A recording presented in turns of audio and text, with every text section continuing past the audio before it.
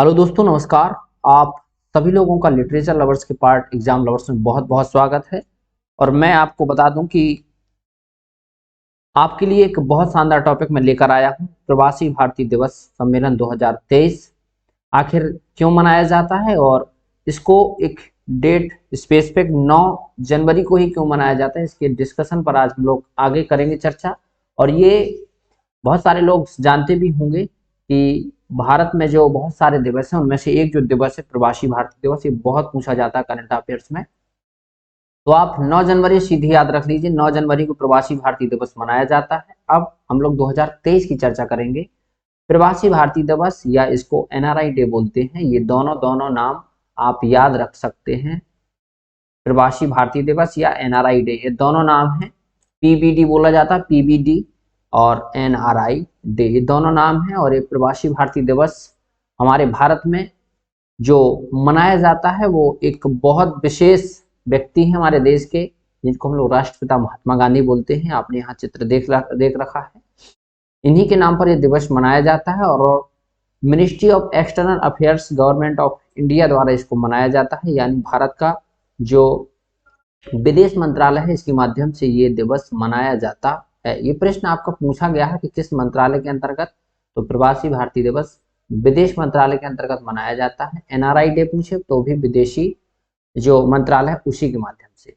9 जनवरी को दरअसल जो भारत के राष्ट्रपिता महात्मा गांधी थे उनका दक्षिण अफ्रीका में लंबे समय तक प्रवास रहा और उसके बाद वो 9 जनवरी 1915 को जब भारत लौटे, और भारत लौटने के बाद उन्हीं की याद में 9 जनवरी को 2003 से भारत सरकार द्वारा प्रवासी भारतीय दिवस मनाने की शुरुआत की गई। आप बहुत भली भांति से जानते हैं कि राष्ट्रपिता महात्मा गांधी का भारत के स्वतंत्रता संग्राम में बहुत बड़ा योगदान रहा और उनको इसीलिए उनको राष्ट्रपिता कहा जाता है। और इस मुहिम को अटल बिहारी वाजपेयी जी की जब सरकार थी, एनडीए गवर्नमेंट 2003 में, उस समय मनाने की शुरुआत हुई और इसको 2003 से प्रत्येक वर्ष मनाया जाता था। लेकिन 2015 में फिर से 2014 के बाद जब नरेंद्र मोदी सरकार बनी तो 2015 में इसमें संशोधन किया गया और फाइनली इसको एक वर्ष में न मना करके फिर इसको 2 वर्ष के बाद मनाने का निर्णय लिया गया, यानी प्रत्येक एक वर्ष में नहीं, प्रत्येक 2 वर्ष बाद इसको मनाया जाएगा।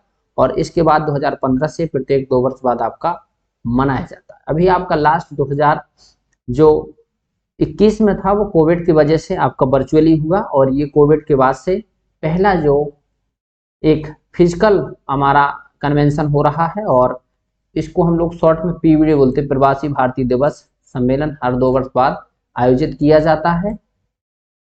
इस वर्ष का जो प्रवासी भारतीय दिवस है वो 17वें नंबर का है। पीवीडी 2023 17वें नंबर। बहुत शानदार प्रश्न इससे बनेंगे करंट अफेयर्स में।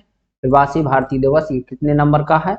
17वें नंबर का। और कहां पर सम्मेलन हो रहा है? आपके भारत के सबसे स्वच्छ शहर इंदौर, जो कि आपके मध्य प्रदेश में पड़ता है।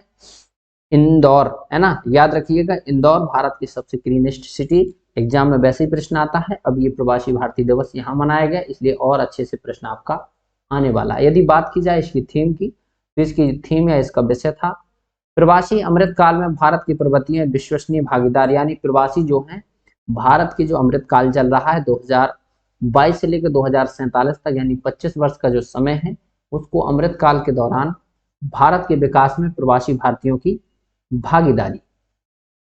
इसी दिन सरकार प्रवासी भारतीय दिवस सम्मान भी प्रदान करती है। तो ये भी प्रश्न आपका पूछा जाने वाला है कि प्रवासी भारतीय सम्मान किसको प्राप्त हुआ, उस पर भी हम लोग चर्चा करेंगे।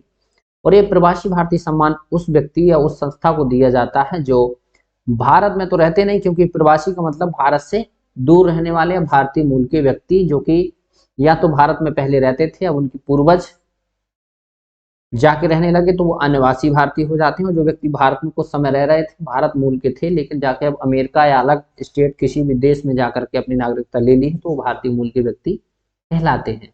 और ये उसी लोगों को पुरस्कार दिया जाता है जो भारत से बाहर विदेश में रह करके भारत के बारे में, भारत को बेहतर से समझने और भारत के विभिन्न प्रकार के जो देश के बीच रिश्ते डेवलप करने और वहां पर व्यापार को डेवलप करने में महत्वपूर्ण योगदान के लिए लिया जाता है।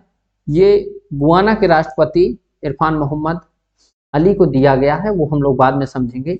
17वां पीवीडी कन्वेंशन आपका 8 जनवरी से 10 जनवरी के बीच मनाया गया 8 जनवरी को प्रवासी युवा प्रवासी भारतीय दिवस था, जिसमें ऑस्ट्रेलिया की सांसद को एक विशेष अतिथि के रूप में इनवाइट किया गया। उसके बाद 9 जनवरी को भारत के प्रधानमंत्री द्वारा प्रवासी भारतीय दिवस का उद्घाटन किया गया और 10 जनवरी को इसका फाइनली समापन भारत के राष्ट्रपति महोदया श्रीमती द्रौपदी मुर्मू द्वारा किया गया। इंदौर मध्य प्रदेश में आपका होगा, ये आपको मैंने फिर से बता दिया। ये बहुत शानदार जानकारी है, इसको आप जानते चलिए।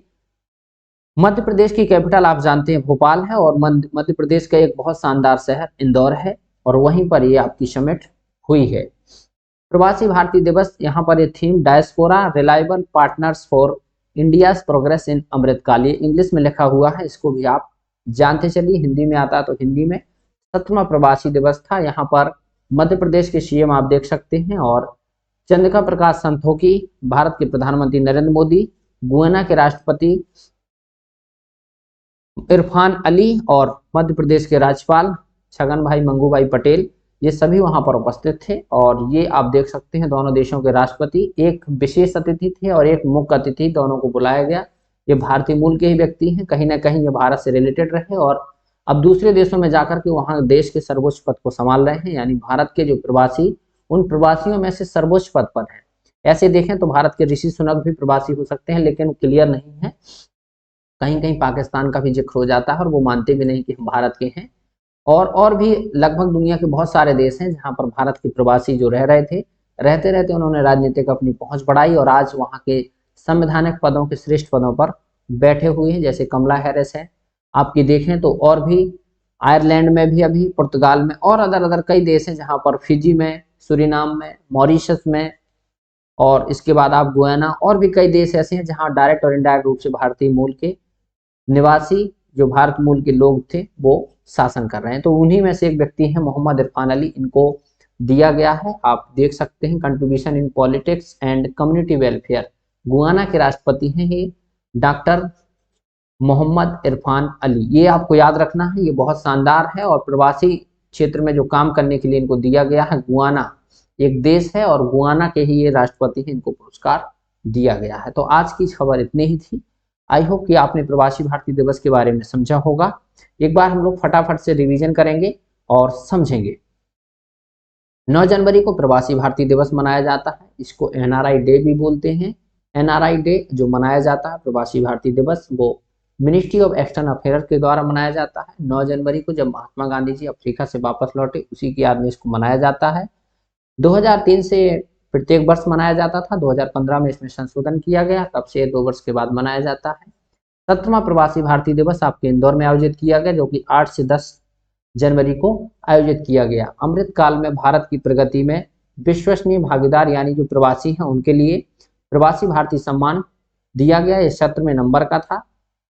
गुयाना के राष्ट्रपति मोहम्मद इरफान अली, ये इससे 3 से 4 प्रश्न बनेंगे। इंदौर, मोहम्मद इरफान अली, उसके बाद 17वें नंबर का और साथ ही साथ इसकी थीम। तो ये आप याद रखिएगा। इसकी पीडीएफ हमारे टेलीग्राम चैनल राजन महाजन वन पर मिल जाएगी आपको। वीडियो के डिस्क्रिप्शन में मेरी लिंक मिल जाएगी टेलीग्राम की और मैं कमेंट में भी पिन कर दूंगा, वहां से ज्वाइन करके आपको इसकी पीडीएफ में मिल जाएगी। चलिए नेक्स्ट वीडियो मिलते हैं, तब तक रखिए अपना ख्याल, जुड़े रहिए एग्जाम लवर्स के साथ। Thank you all of you.